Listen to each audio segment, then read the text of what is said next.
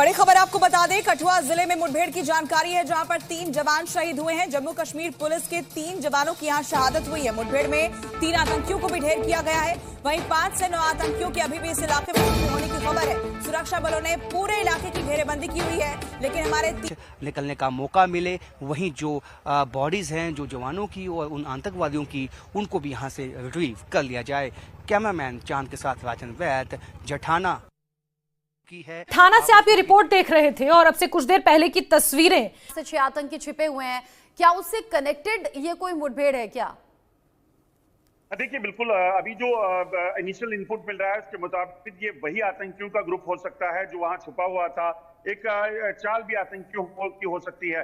आपको याद होगा वहां पर 3 जवान इस मुठभेड़ में शहीद हुए हैं। 3 आतंकियों को भी मार गिराया गया है और बताया जा रहा है कि अभी भी 5 से 9 आतंकियों की संख्या हो सकती है जो इस इलाके में छिपे हो सकते हैं। और ऐसे में सुरक्षा बलों ने पूरे इलाके की घेरेबंदी की हुई। तलाशी अभियान के दौरान जो है कुछ बैग और एम्यूनिशन जो है वो बरामद हुआ था, जिसके बाद सुरक्षा बलों ने उसी इलाके में घेराबंदी को जारी रखा, तलाशी अभियान चलता रहा।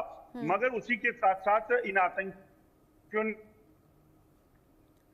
दूसरे ठीक है जी, जैसे फॉर एग्जाम्पल नरेंद्र मोदी साहब ने अपने जो मैनिफेस्टो के अंदर ये डाला था कि हम 370 को रिमूव करेंगे, उन्होंने कर दिया। तो क्या उनके पास ये नैरेटिव ये है कि हमने कश्मीर चाहिए, हमें कोई भी पॉलिटिकल पार्टी ये सामने आई हैं जब डीजीपी और आईजी यहां पर पहुंचे हुए थे। सेना के जवानों ने पूरे इलाके को अपने मुहासरे में लिया हुआ है। सर्च अभियान अभी भी जारी है। आपको बता दें कि कठुआ के सन्याल से ये ऑपरेशन शुरू हुआ था, जो कहीं ना कहीं अपने नैरेटिव उसको मैनिफेस्टो को फॉलो करती है।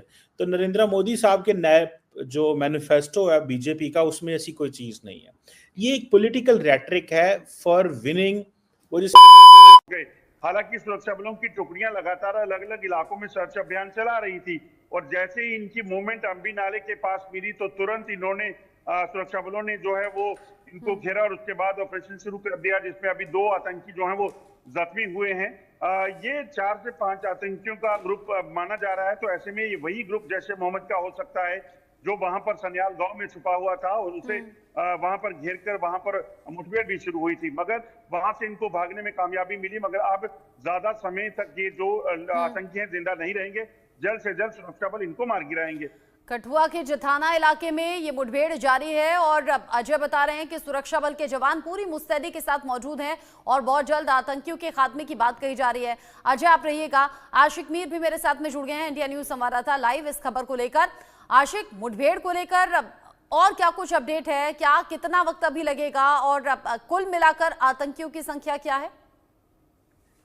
देखिए, बिल्कुल जिस हिसाब से देखा गया था बीते कुछ दिन पहले ही इसी तरह कठुआ के सन्याल गांव में जो एनकाउंटर हुआ था उसमें आतंकियों की संख्या जो है 5 बताई जा रही थी और ये वही आतंकी हो सकते हैं जिनके साथ फिर से जो है कांटेक्ट जो है एस्टैब्लिश हुआ है। फिलहाल इस पूरे अंबी नाला के फॉरेस्ट एरिया को जो है सुरक्षा बलों ने अपनी तहवील में ले लिया है और लगातार वहां पर गोलियों की आवाजें जो है सुनाई दे रही है। और ये जिसे अजय भी कह रहे थे, ये वही जैश के आतंकी हो सकते हैं जिनके साथ कुछ दिन पहले एनकाउंटर हुआ था और वहां से वो भागने में फरार हो गए थे। कहीं ना कहीं ये वही आतंकी भी हो सकते हैं। फिलहाल जिस हिसाब से वहां पर पूरी तरह से सुरक्षा बलों ने घेरा किया है और वहां पर ड्रोन सर्विलेंस रखी गई है, हेलीकॉप्टर सर्विस की मदद भी ली जा रही है ताकि इन आतंकियों को ढूंढकर जल्दी से जल्दी इनको न्यूट्रलाइज किया जाए, क्योंकि लगातार वहां पर रीइंफोर्समेंट जो है लाई गई है, एनर्जी के कमांडोज रखे गए हैं, साथ ही साथ सेना के पैरा कमांडोज को भी इन घने जंगलों में उतारा गया है और इन आतंकियों का सफाया जो है आज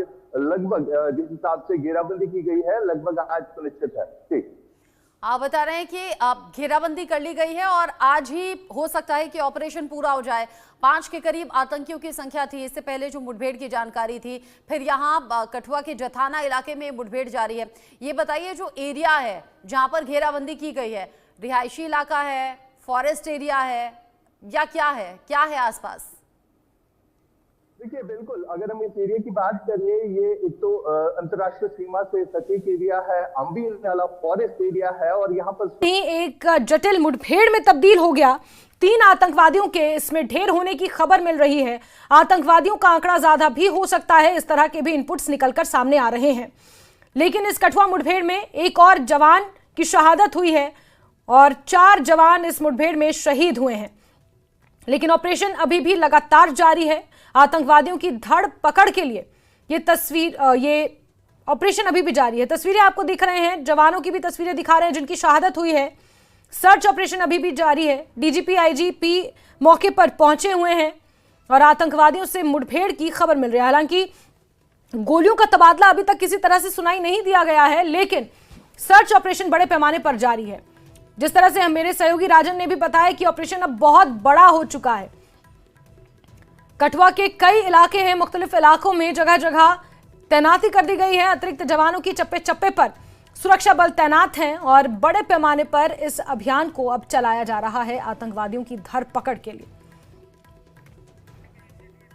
तो वहीं जम्मू कश्मीर के उपराज्यपाल मनोज सिन्हा ने भी जवानों की शहादत पर श्रद्धांजलि दी है। उपराज्यपाल ने वीर जवानों को नमन किया है जिन्होंने मातृभूमि की रक्षा करते हुए अपने प्राणों का त्याग दिया। उपराज्यपाल ने शहीद पुलिसकर्मियों के परिवारों के प्रति गहरी संवेदना व्यक्त करते हुए उनकी सर्वोच्च बलिदान को सलाम किया है। तो 4 जवान इसमें शहीद हुए हैं, 4 लोगों की शहादत हुई है और अब आतंकवादियों की धरपकड़ के लिए बड़े पैमाने पर यह सर्च अभियान जारी है। 23 मार्च का वो दिन जब सान्याल गांव में, जो एलओसी से सटा हुआ गांव है, वहां पर आतंकवादियों की आमद का इनपुट मिला था। कुछ लोकल लोगों ने सेना को इसकी जानकारी दी थी, जिसके बाद पूरे इलाके को मुहासरे में लेकर यह ऑपरेशन शुरू किया गया था, जो धीरे धीरे फैलता चला गया। कठुआ के सुफैन मुठभेड़ में जो 4 जवान शहीद हुए हैं वो सभी जम्मू कश्मीर पुलिस के जवान थे। शहीद जसवंत सिंह लौंडी हीरानगर के रहने वाले थे। शहीद बलविंद्र कठुआ के ही चिब गांव के रहने वाले थे। शहीद तारिक अहमद रियासी के रहने वाले थे। शहादत की खबर से शहीद बलविंद्र सिंह के गांव चिब में मातम का माहौल है, मातम पसर चुका है। शहीद की मां का रो रो कर बुरा हाल है। गांव के लोगों में आतंकियों और पाकिस्तान के खिलाफ गुस्सा दिखाई दे रहा है। लोगों का कहना है कि इलाके में सुरक्षा और मजबूत वोट विनिंग क्लॉज कि जी ये हमारा वोट जीतने के लिए अवाम का, इससे इलेक्टोरल वोट मतलब नहीं है। इससे मुराद sympathy, support, public narrative build करना, इससे मुराद ये भी है। सो नरेंद्र मोदी साहब जो है वो और उनकी पार्टी का ये व्यू है और वो इस तरह की चीजें चाहते हैं कि थोड़ा सा ये अवामी सतह पे ये पैगाम दिया जाए कि अब ये वो भारत नहीं है।